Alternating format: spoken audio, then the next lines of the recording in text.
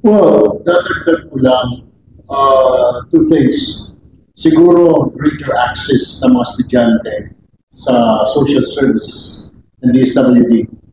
Remember when I was DSWD, lalo na pagpasukan, pumila napakaraming bata the whole of the Philippines. We spent billions, meaning 3 days, para mabigyan lang pang bili ng gamit.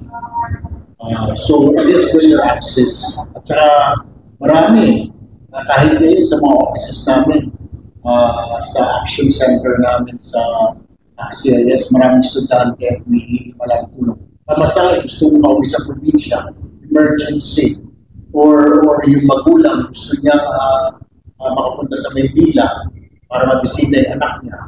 These things, marami tayong estudyante na hindi makauwi. Gusto kong uwi pero walang money. When I was at DSWD, sinimplify natin. Dalhin mo yung iyong enrollment form or card at saka school ID, bibigyan ka natin ng pamasahe. That's what we did. So simplify para yung bata, greater access sa social services ng DSWD. Meron sila doon na educational assistance. Pangalawa, I have filed a bill sa Congress, itong 19 Congress, wherein kung anak ka na mahirap, and then kailangan mo mag-board or bar exam, ano ba yung mga courses na may board exams, nursing, teacher, criminology, yung mga maritime, engineering, etc. Ang daming lumalapit, walang pantustos pang review.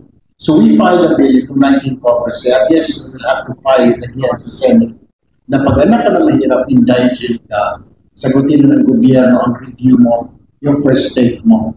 Second thing, mahala ka na kung hindi pumasan. So dapat, pag anak ka na mahirap, anak ka na OFW, libre na po ng gobyerno yung review mo para sa board or para sa yun lamang po maraming sa very helpful. Dagdag lang, nakalimutan ko lang. May kausap ako 3 months ago.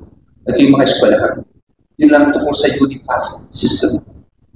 Dapat siguro tingnan na paigi ito sa oversight the function ng Senate dahil medyo dali ang payment sa kanila. Tsaka yung value kung ano ba talaga. Otherwise, baka naman malugi naman dito mga eskwelahan na siya. You should constantly review that dapat wala din. Salamat. Next question. Please state your name and your organization for question. Magandang hapon po, Jonal Medina-Rayos ng PPIS Commons at Balikas News.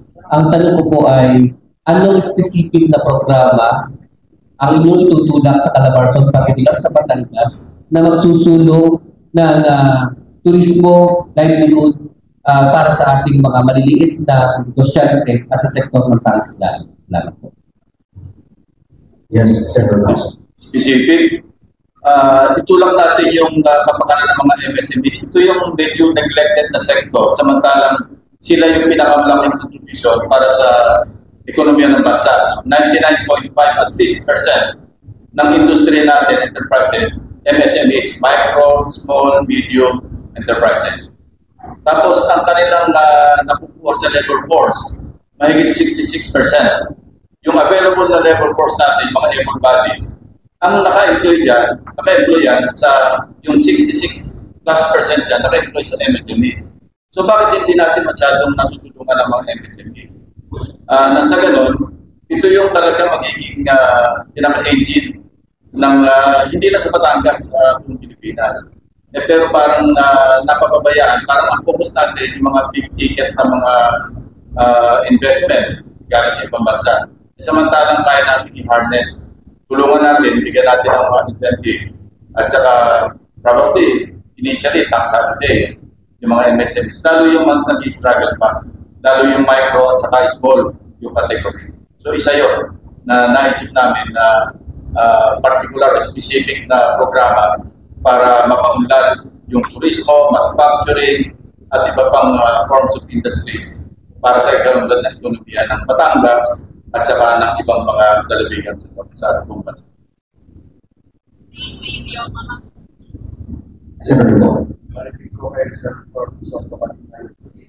Really big push forward previous plans to have a railways coming from the Batangas port, which is an international port, connecting it to Metro Manila. Napakalaki po ng involvement ng logistics dito at yung manufacturing po ng Batangas hindi na po siguro mababaliwala po yun. But we have to improve the logistics chain by having a faster mode kasi hindi pwedeng sa SLEX lang.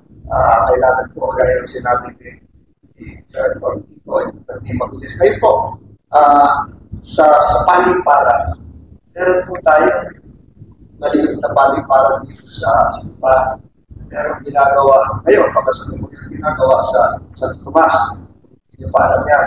Meron ginagawa ngayon na ala F1 na racing complex sa Paternosia. So lahat po ito, nagpapakita na maging ang turismo natin dito sa Batangas pausbong na. Pausbong, kanina po namiyasta ako sa Bawan, manghapo ko sa ganda ng simbahan. 400 years old na pala yun. Simbahan kanina. Kasi nung araw pala itong Archdiocese of Tupac, Quezon, pinakamalaki po itong sa Batangas. Kaya siguro kakibat yan ay yung turismo at kakibat religious tourism na ibigagan na mamatyagan. Magaling po ako managalog kasi hindi ka Batangas po kami. Tatay ko po hindi ka Tagawad Batangas. So yun po siguro, gaya po kung sinabi ni Senator Lacson, small scale at dapat supportahan po yun. Okay, yes, sir. Kanina kasi nabanggit ko sa pag-usap namin ng mga mayors, pati yung Secretary Ralph, kasi siya yung Secretary of Finance. Ang nominal gross domestic product ng Batangas, specify natin Batangas. Nasa noong 2023, ito yung available na datos. 645 billion. Meron ko pinapalupala kanina na sumasakay naman si Secretary Ralph kasi ahensya niya yung department niya yung medyo tatamaan. Kung 645 billion ang nominal gross domestic product, ibig sabihin yun ang nire-render ng goods and services. Di ba pagka goods and services, ito is subject to VAT na 12%. So ang naiko-contribute ng Batangas, kung galulugan, sa national government, sa national coffers, nasa mga 77 billion pesos a year, at least in 2023. But since Batangas is really moving up pagdating sa development, tataas pa yan. So, ang suggestion ko is, kung pwede i-legislate na mag-rebate o kaya magbigay ng share pang 12% na nako-contribute ng isang lalawigan tulad ng Batangas sa bigyan ng 1% o 12%, easily, magbabalik sa Batangas yung 770 million pesos. At kung mahal pa, pwede pumalo ito ng hanggang 1 billion. Pero, pwede gamitin lang yon sa development projects, programs, at livelihood, infra, at saka livelihood. Hindi pwede gamitin pang job order, pang PS, pang MOE, pang So, kailangan mayroong menu. So, ito yung parang take-off ko sa una-una pag-propose na brief na kung saan yung ang laki-laki unused at saka misuse sa national budget taon-taon, hindi nagagamit, ba't hindi na lang natin distribute sa mga probinsya, sa mga municipalities, sa mga cities.